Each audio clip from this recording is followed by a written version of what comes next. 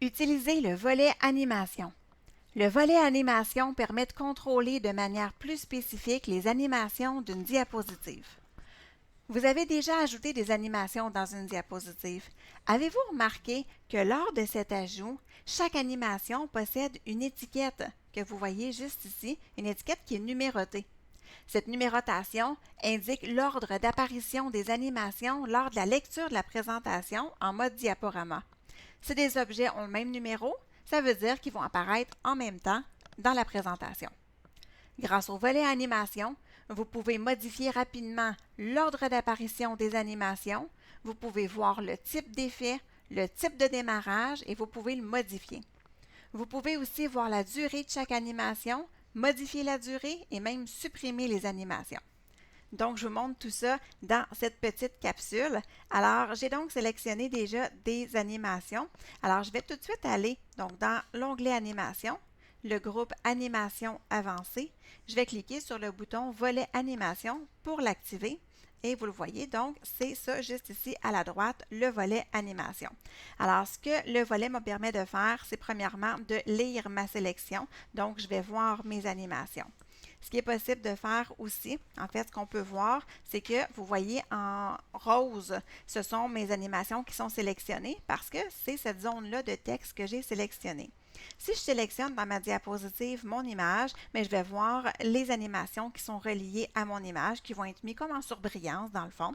Alors, j'ai mon animation numéro 2 et mon animation numéro 10 qui sont mis en surbrillance étant donné qu'elles sont actives avec l'image. Ensuite, ce que je peux voir, c'est le type d'effet. Vous voyez que toutes mes animations ont une étoile verte, et celle-là a une étoile rouge, donc la dernière, la numéro 10. Alors, c'est pour voir le type d'effet. Si je vais voir ici, dans les animations, bien, en vert, ce sont les animations d'entrée. En jaune, ce sont les animations d'accentuation. En rouge, ce sont les animations de sortie.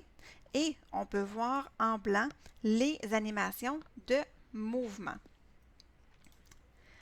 Ce que je veux vous montrer aussi, c'est qu'on peut voir, en plus du type d'effet, on peut voir le type de démarrage. Donc, par défaut, toutes les animations d'une présentation PowerPoint vont démarrer au clic. Alors, pas besoin du volet animation pour ça, mais vous pouvez en sélectionner plusieurs et modifier le démarrage pour toutes vos diapositives. Bien, en fait, pas pour toutes vos diapositives, mais pour vos animations de la diapositive. Et vous pouvez sélectionner donc avec la précédente au lieu que ça soit au clic. Donc, aussitôt qu'une animation va être terminée, l'autre va embarquer et ainsi de suite, donc soit avec la précédente ou après la précédente, tout dépendant ce que vous voulez utiliser comme type d'animation. Ce qu'on peut voir aussi, c'est que le type d'animation, il est là. Hein. Vous voyez l'icône blanc ici, c'est comme une souris. Alors, on voit que l'animation est au clic. Si je vais en changer une, par exemple, vous allez voir la différence. En fait, on ne voit rien au niveau de l'animation, tout simplement. Donc, je vais la remettre au clic pour que vous puissiez voir.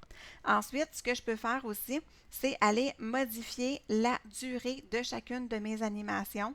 Donc, je peux aller augmenter la durée ou la diminuer et ce sont des secondes, donc ce ne sont pas des minutes. Alors, donc mon animation pourrait durer par exemple une seconde au lieu de durer 60,75 secondes, tout simplement. Ensuite, ce qu'on peut faire, une fois que la durée a été modifiée, bien, en fait, je pourrais déplacer mes animations.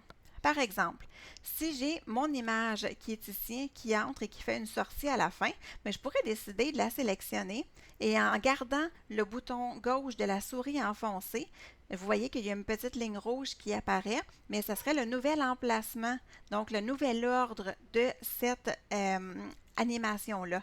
Donc, je pourrais la placer tout de suite après son entrée. Donc, elle pourrait entrer et sortir de la diapositive tout simplement.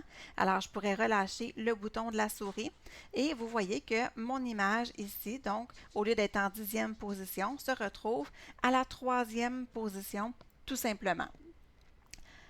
Donc, c'est une modification qu'on peut faire. Si on veut supprimer une animation, on peut la sélectionner, appuyer sur le bouton droit de la souris et on peut sélectionner supprimer tout simplement, et notre animation va se supprimer et c'est tout. Alors voilà, c'est comme ça qu'on peut utiliser le volet animation pour une présentation PowerPoint.